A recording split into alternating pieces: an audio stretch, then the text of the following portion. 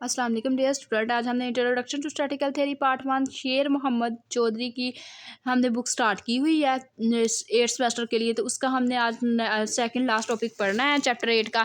तो वो हमारे पास क्या है, ज्योमेट्रिक डिस्ट्रीब्यूशन। ज्योमेट्रिक डिस्ट्रीब्यूशन के बारे में हमने पढ़ना है।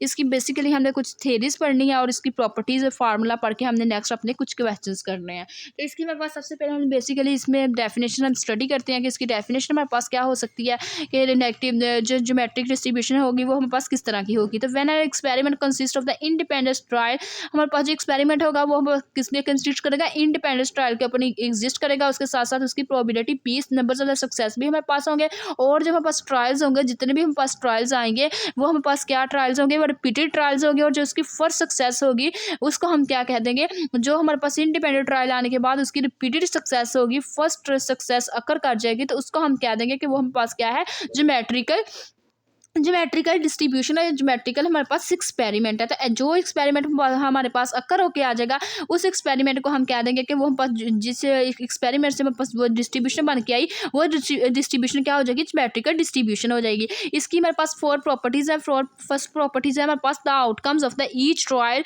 मे बी क्लासिफाइड इनटू 1 और 2 categories, mean success and failure. हमें बोला गया है कि हमारे पास इसकी ईच आउटकम जो होगी वो हम पास किस इसको हम क्लासीफाई कर सकते हैं एक या एक से ज्यादा ट्रायल के अंदर। जो फर्स्ट उसका होगा वो उसको हम कह देंगे वो सक्सेस है, और दूसरी टाइप से हमारे पास उसकी कैटेगरीज क्या हो जाएगी, वो फेलियर हो जाएगी। इसी तरह नेक्स्ट हमारे पास इसकी प्रॉपर्टी 2 है। हमें बोला गया the probability of the success P remain constant for all trial. जो प्रोबेबिलिटी होगी हमारे पास, सक्सेस की प्रोबेबिलिटी होगी हमारे पास कांस्टेंट होगी वो हर ट्रायल के लिए। और जो सक्सेसिव ट्रायल होगा वो इंडिपेंडेंट होगा। जो हमारे पास जितनी भी सक्सेसिव ट्रायल आएगी हम नंबर ज्यादा सक्सेस फाइंड करेंगे वो पास इंडिपेंडेंटली हम पास वर्क करेगी, नॉट हमारे पास डिपेंडेंट। उसके बाद नेक्स्ट हमारे पास आता है the experiment is repeated at variable number of the time. जो हमारे पास एक्सपेरिमेंट है वो हमारे पास रिपीट होगा, variable number of the time तक रिपीट होगा, जब तक हम उसकी फर्स्ट सक्सेस तक हम या उसको फाइंड नहीं कर सकते, फाइंड नहीं कर लेते या उस तक हम रीच नहीं हो जाते। तो हमें फर्स्ट सक्सेस को ऑब्टेन करने तक अपने जो वेरिएबल्स का हमारे पास प्रोसेस है उसको रिपीट करना पड़ेगा। उसके बाद हमारे पास नेक्स्ट आता है ज्योमेट्रिकल मीन्स, ज्योमेट्रिकल डिस्ट्रीब्यूशन का फार्मूला। ज्योमेट्रिकल डिस्ट्रीब्यूशन का फार्मूला हमने पढ़ना है। वो हमारे पास क्या होता है, probability x is equal to q power x minus 1 p। हमारे पास ये बेसिकली इसका फार्मूला होता है। ये पास x की वैल्यू 1 से स्टार्ट होकर इन्फिनिटी तक हमारे पास जाती है, और इसको हम इंडिकेट करते हैं g और x p से। इसमें हमारे पास ओनली 1 पैरामीटर होता है। वो 1 पैरामीटर हम वो हमारे पास कौन सा होता है, इसको कहते हैं p पैरामीटर। हमारे पास ओनली हमारे पास इसमें पाया जाता है ज्योमेट्रिकल डिस्ट्रीब्यूशन में। उसके बाद हम पास नेक्स्ट आ जाती है इसकी एग्जाम्पल। इसकी एग्जाम्पल में हमारे पास सबसे पहले है, if the probability that a person will believe a rumors about the retirement of the contain politicians is 0.25, what is the probability that the 6% to hear the rumors will be first to believe it? Next हमारे पास B point है, the 12% to hear the rumour will be fourth to believe it. सबसे पहले हमें बोला गया है कि हमने प्रोबेबिलिटी फाइंड करनी है पर्सन के लिए। उसने क्या किया है, रूमर्स, उसके पर्सन जो है रूमर्स के लिए हमने क्या करनी है, उसकी प्रोबेबिलिटी फाइंड करनी है। जबकि हमारे पास नंबर्स ऑफ द सक्सेस हमें बता दी गई है, वो हमारे पास पी है, वो हमारे पास कितनी है, 0.25 है। इसी तरह हम अगर हमारे पास पी गिवन है तो हम वहाँ से क्यू निकाल सकते हैं। क्यू हमारे पास क्या होगा, Q is equal to 1 minus P होगा, तो वो क्यू की वैल्यू क्या आ जाएगी, 0.75। यहाँ से हमारे पास क्यू की वैल्यू आ गई 0.75 हमने फाइंड आउट कर ली। नेक्स्ट हमारे पास क्या है, हमें बोला गया जब हम पास 6% mean X is equal to 6 हो तो देन हम रूमर क्या, फर्स्ट बिलीवर के लिए हमने रूमर्स को फाइंड आउट करना है। तो उसके लिए सबसे पहले हमने क्या करना है, जो पास गिवन फार्मूला है ये हमारे पास इसमें पी क्यू और किसकी वैल्यू है, एक्स की वैल्यू। एक्स हमारे पास 6 है, पी की वैल्यू हमारे पास है 0.25, क्यू की वैल्यू हमारे पास हमने पी के फार्मूले से बनाने के बाद हमें पता है कि ये इस पर हम पास ज्योमेट्रिकल डिस्ट्रीब्यूशन का फार्मूला लग सकता है। वो हमारे पास क्या है, वो पास है probability X is equal to X P into Q power X minus 1। P की जगह हमने 0.25 पुट किया, क्यू हमारे पास 0.75 आया, एक्स हमारे पास क्या है 6 माइनस 1 किया तो 5 आया।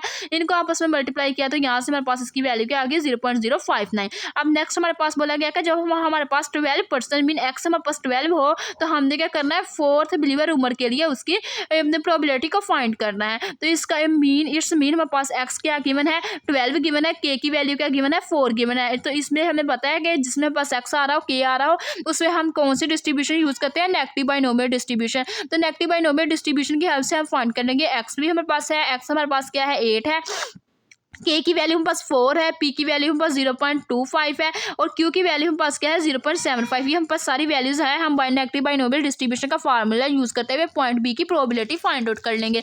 तो हमने क्या किया, नेगेटिव बाइनोमियल डिस्ट्रीब्यूशन का फार्मूला यूज किया। वो हमारे पास किसके इक्वल होता है, B static X K P is equal to X minus one K minus one की combination P power K Q power X minus K. अब हमने एक्स की जगह हमने क्या किया है 12 पुट कर दिया, के की जगह हमने 4 पुट कर दिया। पी हमारे पास किसके इक्वल है 0.25 और इसकी पावर क्या है के वो पास क्या है वो हमारे पास इक्वल है 4 के। इसी तरह क्यू हमारे पास क्या है 0.75। इसी तरह एक्स की वैल्यू 12 माइनस क्या कर दिया के वो हमारे पास 4 है। इन सारे इसको कॉम्बिनेशन में सोल्व किया, इनका प्रोडक्ट लेके हमने क्या किया, इसका आंसर क्या आ गया वो हमारे पास जो फाइनली हमारे पास आंसर आया वो प्रोबेबिलिटी का हमारे पास आंसर आएगा नेगेटिव बाइनोमियल प्रोबेबिलिटी डिस्ट्रीब्यूशन की हेल्प से। वो आया हमारे पास 0.0745। उसके बाद हमारे पास नेक्स्ट आता है properties of the geometric distribution. हमने प्रॉपर्टीज फाइंड करनी है ज्योमेट्रिक डिस्ट्रीब्यूशन की। तो हमारे पास मीन एंड वेरियंस सबसे पहले हम हर प्रॉपर्टी में फाइंड करते हैं। The mean and the variance of the geometrical distribution. Mean हमारे पास क्या होगा 1/p के इक्वल आना चाहिए और सिग्मा जो हमारे पास है वेरियंस वो किसके इक्वल आना चाहिए, q/p² के इक्वल आना चाहिए। तो सबसे पहले हमने क्या करना है, प्रॉपर्टीज फाइंड करनी है, मीन फाइंड करना है। तो मीन फाइंड करने के लिए हम क्या करते हैं, मीन सबसे पहले हम एक्सेप्टेड वैल्यू की हेल्प से उसको फाइंड आउट करते हैं। हमें पता है जो हमारे पास ज्योमेट्रिक मीन है उसका फार्मूला क्या होता है, q/p/q⁴ x-1 होता है। तो mu is equal to expected value X, expected value X आ गया और साथ में पास क्या आ जाएगा ज्योमेट्रिक डिस्ट्रीब्यूशन का फार्मूला आ जाएगा। वो पास क्या है q⁴ x-1 और p। तो x हमारे पास 1 से स्टार्ट होकर इन्फिनिटी तक हमारे पास अप्रोच करता है। इसी तरह हमने क्या किया, इसका फार्मूला लिखा, लिखने के बाद हमने सीरीज को ओपन कर दिया। पहले 1 पुट कर दिया, +2 पुट कर दिया, 3 पुट कर दिया, सो 1 हमने सारी टर्म्स को पुट किया। पुट करने के बाद हमने देखा कि हमारे पास क्या इसमें से कौन सी टर्म कॉमन आ रही है। तो हमारे पास p कॉमन आ रहा, तो हमने क्या किया पूरी टर्म्स में से p को कॉमन लिया। p को कॉमन लेने के बाद यहाँ से हमारे पास क्या आ गया, p को कॉमन लेने के बाद हमने देखा ये हमारे पास सीरीज क्या बन रही थी, सीरीज हमारे पास 1 - q⁻2 बन रही थी। तो हमने इसको क्लोज किया। क्लोज करने के बाद हमने कहा कि हमें पता है कि 1 - q बस किसके इक्वल होता है, p के इक्वल होता है। हमने क्या किया, इसमें p पावर इसकी क्या आ गई -2 आ गई। अब p ये हमारे पास क्या है p है, अगर हम इसको नीचे जाके लिखेंगे तो वो ये नेगेटिव है, किसमें कन्वर्ट हो जाएगा पॉजिटिव में। तो p से खत्म हो जाएगा। तो यहाँ से हमारे पास इसका मीन की वैल्यू क्या आ जाएगी, वो हमारे पास आ जाएगी 1/p। इसी तरह हमने वेरियंस फाइंड करनी है। वेरियंस हमारे पास क्या होगी, वेरियंस हमारे पास किसी इक्वल होती है सिग्मा स्क्वायर की इक्वल होती है। तो उसका हमारे पास फार्मूला क्या होता है, accepted value x² minus expected value x का होल स्क्वायर। तो उसमें हमने क्या किया, जिधर जिधर हमारे पास x पुट किया था एक्सेप्टेड वैल्यू के फार्मूले के अंदर x² पुट कर देंगे। हमारे पास फंक्शन का फार्मूला वो क्या आ जाएगा, ज्योमेट्रिकल डिस्ट्रीब्यूशन का फार्मूला आ जाएगा। आने के बाद हम सीरीज को ओपन करेंगे। सीरीज को ओपन करने के बाद हम क्या कर देंगे, p वाली टर्म्स को p वाली टर्म्स के साथ सेपरेट कर लेंगे, q वाली टर्म्स q वाली टर्म्स के साथ सेपरेट कर लेंगे। और उसके साथ साथ हमने क्या किया, p वाली टर्म्स के साथ 3, 6 और 10 वाली टर्म्स लिख ली। और q वाली के साथ हमने क्या किया, जैसे जैसे हमारे पास जो जो टर्म्स आ रही थी हमने वो टर्म्स लिख ली। p पावर p हमारे पास जिसमें हमारे पास सिंपल p आ रहा था वो हमारे पास टर्म आ गई एक। हमने क्या कर दिया, इसको 4q को हमने क्या कर दिया, इसको ब्रेक कर दिया। हमने इसको लिख लिया 3q + q। तो इसमें जो 3q था वो हमने फर्स्ट पे लिख लिया और जो एक वाला q था वो हम सेकंड टर्म के अंदर ले गए। प्लस इसी तरह हमने क्या कर दिया, इसको 9q को q² को ब्रेक कर दिया किसके साथ, 6q² के साथ प्लस 3q के साथ। 6q² हमने इधर लिख लिया, 3 हम इस टर्म की तरफ ले गए। इसी तरह नेक्स्ट हमने क्या कर दिया, इसको ब्रेक कर दिया, 16q3 को हमने ब्रेक कर दिया 10q³ और साथ मेरे पास क्या आ गया प्लस 6q³। तो ये 10 हमने फर्स्ट टर्म के साथ लिख लिया, 6 हमने सेकंड टर्म के साथ लिख लिया। लिखने के बाद हमने क्या देखा कि इसमें हम पास ये तो हमारे पास पहले p कॉमन आ रहा था रहने दिया और बाकी ये सारी टर्म्स हमने ऐसे लिख ली। और यहाँ से हमने देखा कि हमारे पास क्या कॉमन आ रहा है, q कॉमन आ रहा है। तो हमने इस पूरी टर्म में से सेकंड वाले में से q को कॉमन लिया। कॉमन लेने के बाद हमें पता है 1 - q किसके इक्वल होता है, p के इक्वल होता है। तो p हमारे पास क्या है नेगेटिव में था, तो नीचे जाके p क्या बन जाएगा, पॉजिटिव बन जाएगा। तो ये हमारे पास यहाँ पे हमारे पास ये अगर देखें यहाँ पे ये हमारे पास b बाहर आ रहा था और 1/, हमारे पास क्या बन जाएगा p³। ये हमारे पास खत्म होकर क्या आ जाएगा 1/p² आ जाएगा। इसी तरह अब हमारे पास बाहर तो p है सेकंड टर्म के साथ, नेक्स्ट हमारे पास क्या q 1 - p हमारे पास किसके इक्वल होता है, वो हमारे पास इक्वल होता है q 1 - q इक्वल होता है p के। तो ये हमारे पास p⁻3 नीचे जाके क्या बन गई p⁻3 पॉजिटिव नेगेटिव थी तो पॉजिटिव में कन्वर्ट होगी। और ऊपर हमारे पास जो बाहर p था और ऊपर हमारे पास क्या था q, ये p से जब खत्म होगा तो ये हमारे पास क्या बच जाएगा q/p² हमारे पास आ जाएगा।